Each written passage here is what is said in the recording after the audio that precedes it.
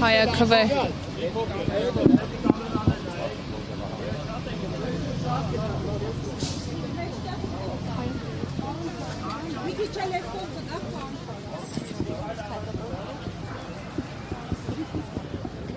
Կոռուպցիոն կոմիտեն հերթական հաղորդագրությունը տարածեց, որով տեղեկացնում էր, որ հերթական ուժեղ Հայաստանի հետ կապվող կոռուպցիոն գործարքն է բացահայտվել, այս անգամ արդեն Ռուսաստանի Դաշնությունում Օրենբուրգ քաղաքում բնակվող գործարարի կողմից, որը Սամվել Կարապետյանի նվիրելու դեպքում խոստացել է աշխատանքի կենտրոնի մարդկանց աջակցի եւ այլ խոստումներ է տվել։ Ձեր կարծիքով ինչով են պայմանավորված հենց ուժեղ Հայաստանի դեմն եւ քննչականը եւ Բայց տեսեք, ինձ թվում է շատ հստակ ամեն ինչ, գործող իշխանությունը, որը ընդհանրապես որևէ օրենքի չի ենթարկվում, որի տարբեր ներկայացուցիչները համատարած զբաղված են ընտրակաշառքներ բաժանելով, սոցիալական օգնության անվան տակ, խոստումների անվան տակ, ընտրություններից 1 ամիս առաջ կենսաթոշակները բարձրացնելով, հարկերի իջեցումներ խոստանալով եւ այլն, հստակ հասկանում են, որ իրանց այդ ամբողջ գործիքակազմը ինչ-որ իմաստով սպառել է իրեն եւ այլևս ընտրական տրամադրությունների վրա չի ազդել։ Եվ նաեւ հստակ հասկանում են, որ անդիմադիր ամբողջ դաշտում առաջատարը այսօր ուժեղ Հայաստանն է։ Եվ ուժեղ Հայաստանը դա չի էլ թաքցնում եւ դա պայմանավորված է ըստ էության նրանով, որ մեր ժողովուրդը ցանկանում է թարմություն տեսնել քաղաքական դաշտում, ուզում է տեսնել նոր ուժ, որը ոչ միայն կապ չունի Փաշինյանի եւ իր վարչակույտի հետ, այլև կապ չունի նախկին իշխանությունների հետ եւ պատրաստ է նոր մոտեցումներ բերել, նոր պատասխանատվություն ստանձնել։ Դրա համար էլ նրանք թողել են արդեն Ռոբերտ Քոչարյանին, Գագիկ Ծառուկյանին, Սերժ Սարգսյանին, Լևոն Տեր-Պետրոսյանին եւ ամբողջ իրենց քարոզչական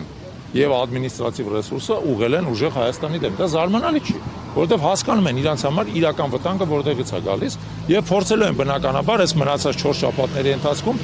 հնարավոր ցանկացած հնարավոր եւ անհնարին բան անելու, որպեսզի ուժեղ Հայաստանի հաղթանակի շանսերը նվազեցնեն։ Կարծում եմ իրանք կձախողվեն, որովհետեւ այդ ամեն ինչը այլևս արդյունք չի տալիս։ Երեք հերթական սոցհարցումներն են հրապարակվելու, սա իր արդյունքը, որ հատկապես այս եվրոպացի պաշտոնյաների այցից հետո, ԵՄ ԳԿՏ ժողովից հետո իշխող ուժի, մասնավորապես Նիկոլ Փաշինյանի վարկանիշը նախորդ ամիսների համեմատ ավելի բարձրացել են ընտրությունների նախաշեմից, սա վերաբերյալ ինչ կասեք։ Եկեք, գիտեք ինչ, տեսեք, սոցիոլոգիական հարցումներ հիմա այն հաճախականությամբ են արվում, հա, ամեն շաբաթ մենք 2-3 սոցիոլոգիական հարցման արդյունք ենք տեսնում։ Ընտրությունների արդյունքների տեսանկյունից սոցիոլոգիական հարցումները ընդամենը, այսպես ասած, ուղղորդող գործոն են։ Ընտրությունների օրը այդ գործոններին խառնվում են բազմաթիվ հավելյալ գործոններ։ Ընտրողներից ով է գալի ընտրության, ի վերջո վերջի պահին ինչ կընտրություն է կատարում, իր խղճի առաջ ինչ պատասխան է տալիս եւ այլն։ Դա համար եկեք վերաբերվենք բոլոր այդ սոցիոլոգիական հարցումներին որպես ընդհանուր, այսպես ասած, ֆոն, հաշվի առնենք հետեւյալը, որ ոչ մի սոցիոլոգիական հարցում եւ ոչ մի սոցիոլոգիական հարցում գործող իշխանությանը բացահայտ առավելություն չի տալիս, անդիմադիր դաշտը միասին վերցած ավելի շատ աջակցություն ունի, քան թե գործող իշխանությունը, ցանկացած պրակտիկորեն սոցիոլոգիական հարցման մեջ, ուստի մեր հիմնական խնդիրը լինելու է նա, որ մենք անդիմադիր ընտրողին կարողանանք բերել ընտրության մեկ եւ իրան համոզենք, որպեսզի ինքը ընտրի անդիմադիր դաշտի առաջատար ուժին, որովհետեւ ամենակարևորը նրանում է, որ անդիմադիր դաշտը, որը առնվազն 70% է կազմում Հայաստանում, ինքը գա ընտրության եւ իր ձայները չփոշյանան։ Եթե մենք այդ երկուսը կարողանանք ապահովել, հաղթանակը երաշխավորված է։ Հիմա վերադառնալով ձեր հարցին, ինչպես ենք անելու։ Տեսեք, իշխանությունը վերահսկում է հանրային հաղորդակցության կարևորագույն խողովակները։ Առաջին հերթին հանրային հեռուստատեսությունը։ Հանրային հեռուստատեսության միջոցով վերջի 5 տարիների ընթացքում նա ամենօրյա ռեժիմով սուտ, կեղծիք եւ ատելություն է տարածել։ Ամենօրյա ռեժիմով եւ շարունակում է տարածել։ Եվ ցավոք, մեր հասարակության այն մասը, որը ինֆորմացիան ստանում է հանրային հեռուստատեսությունից, ենթարկվել է այդ ազդեցությանը, այդ տոքսիկ թունավորող ազդեցությանը։ Մենք միակ ձևը այդ մարդկանց հասնելու դա ֆիզիկական կոնտակտն է։ Տեսեք, ես այսօր խոսում եմ տեսնում եմ առնվազն 20 տեսախցիկ է, չէ՞ նկարում, բայց այդ 20 տեսախցիկից եւ ոչ մեկի նկարածը հասարակության այն մասը, որը մեկ է նայում, չի տեսնելու։ Դրա համար միակ ձևը իրանց կարծիքի վրա ազդելու դա նրանում է, որ մենք գնանք իր դուռը ծեծենք, մտնենք, բարևենք, ներողություն խնդրենք, որ իր անդորը խախտում ենք, եւ այդ մարդու հետ խոսանք, անմիջական խոսանք։ Այդպես արդեն սկսել ենք անել, եւ այս վերջի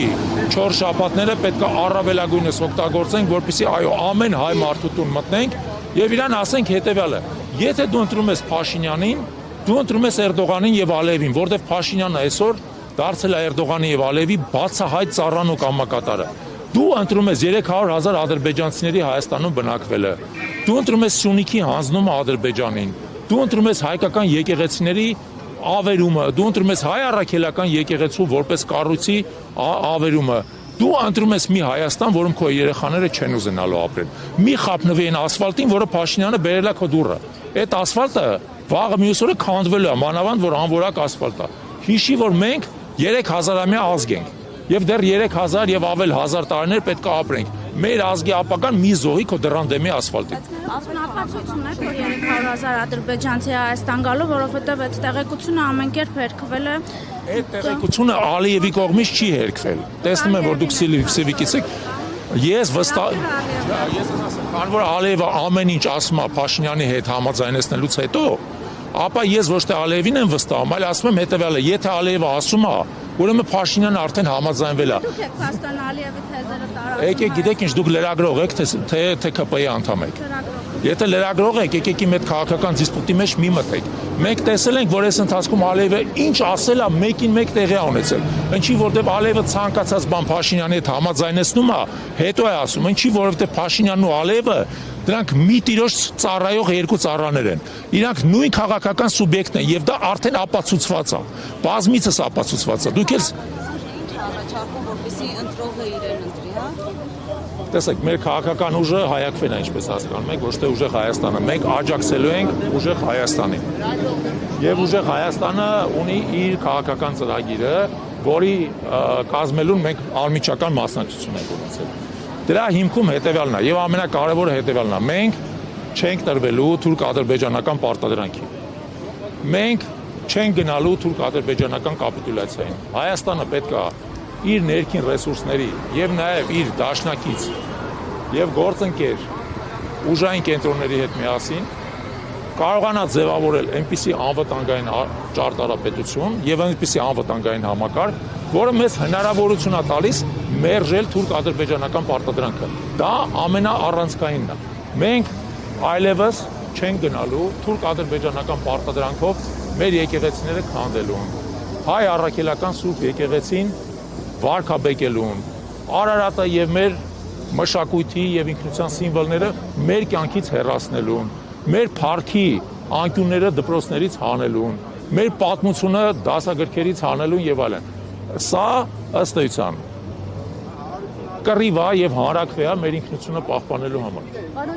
Եվ մենք այդ կռիվը տանելու ենք մինչև վերջնական հաղթանակ։ Պարոն Չալաբյան, ձեր անձի շուրջ քննադատություններ կան, որ միասնության թևերի հետ այսպես համագործակցությունը չստացվեց, հիմա ուժեղ Հայաստանին եք սատարում աջակցում, ձեր խոսքը մեջ բերեմ, ինչով է սա պայմանավորված եւ ըստ էության նաեւ ասում են այսպես վստահելի չեք։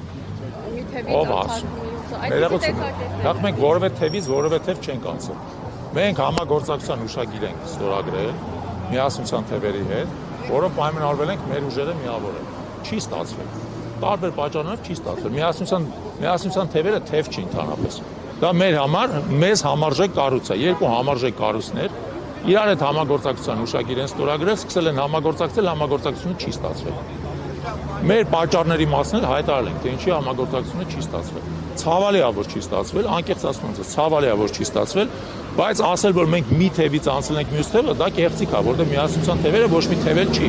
Դա մեր պես նորաստեղծ կառույց է, ավելի շուտ մենք 3 տարվա արդեն գործող կառույց ենք, իրենք կես տարի են գործում։ Կարելի է ասել, որ ընդհանրապես ուղղակի այդ համագործակցությունը չստացվեց այդքան բան։ Իդեպ, ուժեղ Հայաստանը եւս նորաստեղծ կառույց է։ Եվ ասել, որ մի թևից մյուսն ենք անցնում, սխալ է, որովհետև սրանք բոլորը նորաստեղծ կառույցներ են, իրանց միջև ընթանում են համագործակցության տարբեր տեսակի ձևաչափներով քննարկում, հուսով ենք այս համագործակցությունը կստացվի։ Պարոն Չալոյան, խնդրում եմ կիսվեք, եթե այդպեսի կան, դաշինքի ներսում հանրապես քննարկումներ ունեք, թե առաջատար պաշտոններում առաջնահերթ ինչ նշանակումներ կունենա։ Տեսեք, ես կարծում եմ, որ դրա մասին խոսալը ընդհանրապես ժամանակավրեպ է, հա, որովհետև արջին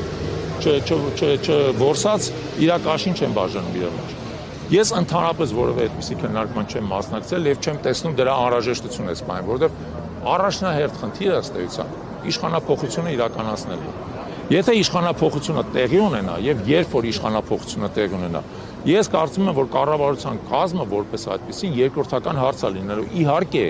մենք պնդելու ենք նրա վրա, որ կառավարությունը կազմած լինի բարձր հանրային վաստակություն վայելող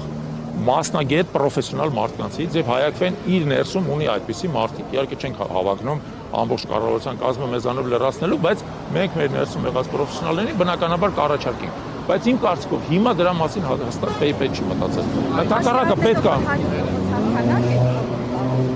Որ հնարավոր է, որ այդպիսի քննարկումները արդեն Չէ, դեռևս չեն սկսել, նորից եմ ասում։ Եվ ես կարծում եմ, որ այդ քննարկումների ժամանակը կգա այն ժամանակ, երբ որ մենք ձեր հետ միասին այդ հաղթանակը տոնենք։ Պարոն Չալոյան, արդեն որոշում կա, ասում եք, եթե իշխանափոխություն լինի, իսկ եթե չլինի, գնալու։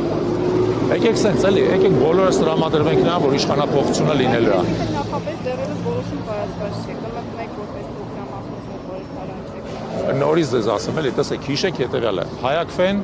աջակցում է ուժեղ Հայաստանին, բայց հայակվեն ներգրաված չի նույնիսկ ուժեղ Հայաստանի ցուցակի մեջ։ Ուստի այդ հարցերը դուք պետք է տաք ուժեղ Հայաստանի ցուցակի ներկայացուցիչներին, կմտնեն, չեն մտնի, այլ մեր նպատակը ի վերջո շատ հստակ է հասնել իշխանափոխության եւ ձևավորել ազգային իշխանություն, ոչ թե թուրք ադրբեջանական հպատակ իշխանություն ունենալ եւս երրորդ անգամ արդեն։ Մեր նպատակը դա է։ Այդ իշխանության ներսում թե նախարարական պաշտոնները ովքեր կզբաղացնեն, կարևոր հարց է, բայց ամենակարևորը չի։ Լավ, շնորհակալ եմ բոլորիդ։ Հարգելի հետևորդներ, մենք զրուցում էինք Հայ ազգային քաղաքացիական